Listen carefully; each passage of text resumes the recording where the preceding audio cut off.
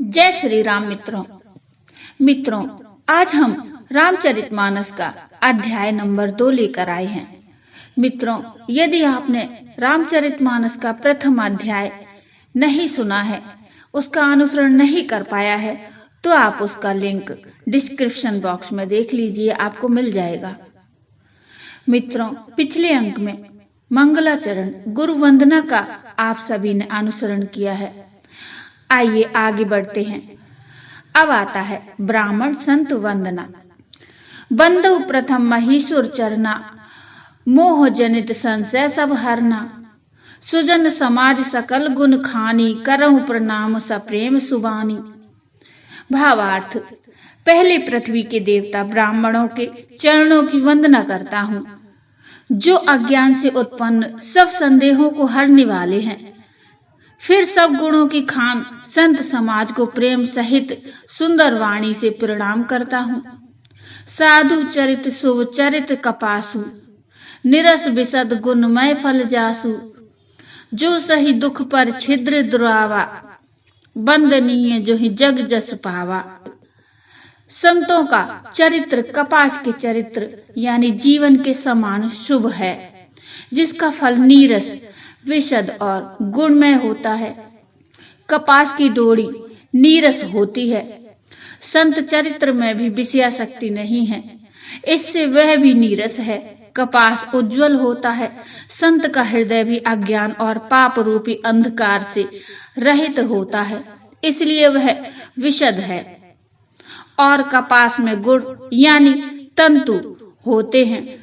इसी प्रकार संत का चरित्र भी सद्गुणों का भंडार होता है, इसलिए वह गुणमय है। जैसे कपास का धागा सुई के किए हुए छेद को अपना तन देकर ढक देता है। कपास जैसे लोड़े जाने, काटे जाने और बुने जाने का कष्ट सहकर भी वस्त्र के रूप में परिणत होकर दूसरों के गोपनीय स्थानों को ढकता है, उसी प्रकार संत स्वयं दुख सहकर दूसरों के छिद्रों यानी दोषों को ढकता है, जिसके कारण उसने जगत में वंदनीय यश प्राप्त किया।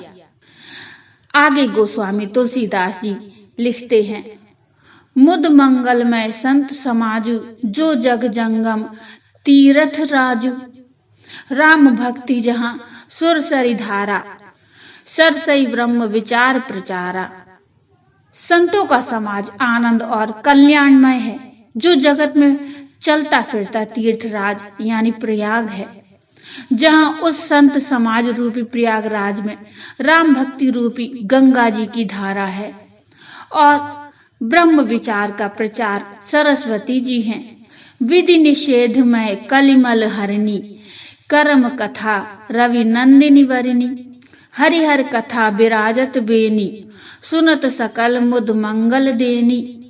विधि और निषेध, यह करो और यह ना करो रूपी कर्मों की कथा कलयुग के पापों को हरने वाली सूर्य तनया यमुना जी हैं। और भगवान विष्णु और शंकर जी की कथाएं त्रिवेणी रूप से सुशोभित हैं, जो सुनते ही सब आनंद और कल्याणों को देने वाली हैं। पूज्य गोस्वामी तुलसीदास जी आगे लिखते हैं, उस संत समाज रूपी प्रयाग में अपने धर्म में जो अटल विश्वास है, वह अक्षय वट है। और शुभ कर्म ही उस तीर्थ राज का समाज यानी परिकर है। वह संत समाज रूपी प्रयागराज सब देशों में सब समय सभी को सहज ही में प्राप्त हो सकता है और आदर पूर्वक सेवन करने से क्लेशों को नष्ट करने वाला है।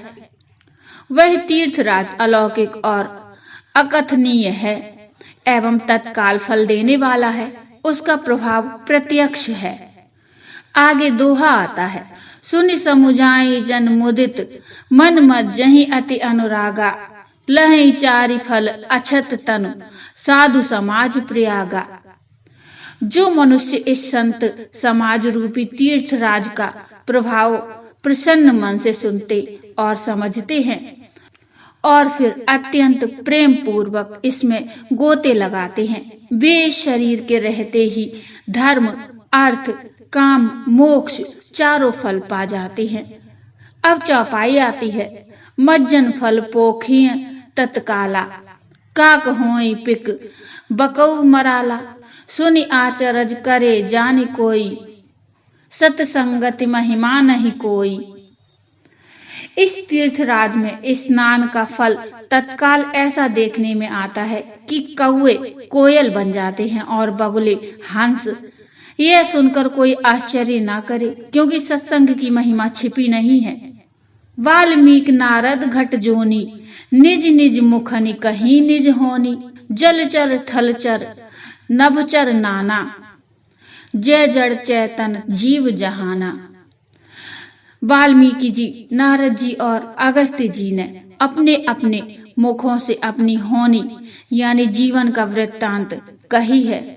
जल में रहने वाले, जमीन पर रहने वाले और आकाश में विचरने वाले नाना प्रकार के जड़ चेतन जितने जीव इस जगत में हैं, मति कीरति गति भूति भलाई, जब जो ही जतन जहां जेहि पाई। सो जानव सत्संग प्रभाऊ, लोग कहूँ वेद न आन उपाऊ। उनमें से जिसने जिस समय जहां कहीं भी जिस किसी यत्न से बुद्धि कीर्ति सद्गति विभूति ऐश्वर्य और भलाई पाई है, सो सब सत्संग का ही प्रभाव समझना चाहिए। वेदों में और लोक में इनकी प्राप्ति का दूसरा कोई उपाय नहीं है।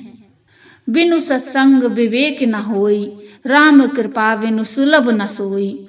सत्संग मुद मंगल मूला, सोई फल सिद्धि सब साधन फूला। सत्संग के बिना विवेक नहीं होता और श्री राम जी की कृपा के बिना वह सत्संग सहज में मिलता नहीं। सत्संगति आनंद और कल्याण की जड़ है। सत्संग की सिद्धि प्राप्ति ही फल है और सब साधन तो फूल हैं। पूज्य गोस्वामी तुलसीदास जी आगे लिखते हैं, सठ सुधरहि सत्संगति पाई, पारस परस कुधात सुराही। विधि बस सुजन कुसंगत परहि, फनि मनि सम निज गुण अनुसरहि। दुष्ट भी सत्संगति पाकर सुधर जाते हैं। जैसे पारस के स्पर्श से लोहा सुहावना हो जाता है, सुंदर सोना बन जाता है, किंतु देव योग से यदि कभी सज्जन कुसंगति में पड़ जाते हैं तो वे वहां भी सांप की मणि के समान अपने गुणों का ही अनुसरण करते हैं।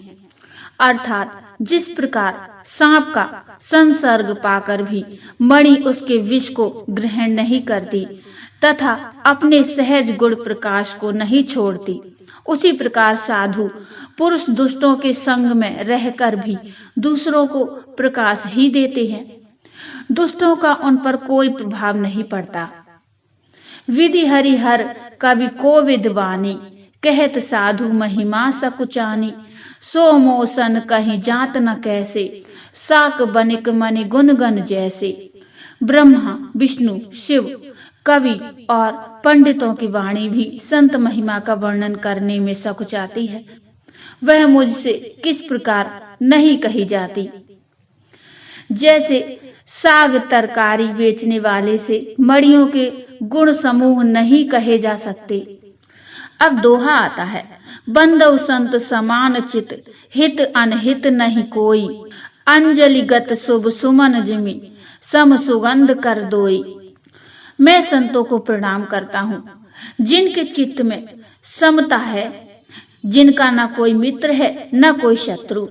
जैसे अंजलि में रखे हुए सुंदर फूल, जिस हाथ ने फूलों को तोड़ा और जिसने उनको रखा, उन दोनों ही हाथों को समान रूप से सुगंधित करते हैं, वैसे ही संत शत्रु और मित्र दोनों का ही समान रूप से कल्याण करते हैं। संत सरल चित जगत हित, जानि सुभाव सनेहु। बाल विनय सुनि करी कृपा, रामचरण रति देहु। संत सरल हृदय और जगत के हितकारी होते हैं। उनके ऐसे स्वभाव और स्नेह को जानकर मैं विनय करता हूँ। मेरी इस बाल विनय को सुनकर कृपा करके श्री राम जी के चरणों में मुझे प्रीति दें। तो बोलो जय श्री राम। मित्रों, रामचरितमानस का अध्याय नंबर 2 यहीं तक। इससे आगे का प्रसंग अगली वीडियो में आएगा। मित्रों, ये रामचरित का पाठ आपको कैसा लग रहा है मुझे कमेंट में बताइए। कमेंट में जय श्री राम की हाजिरी अवश्य लगाइए। प्रसंग अच्छा लग रहा हो तो लाइक करिए और चैनल को सब्सक्राइब कर लीजिए श्री राम कथाओं का अनुसरण करने के लिए। मिलते हैं इससे आगे का प्रसंग लेकर। तब तक के लिए जय श्री राम।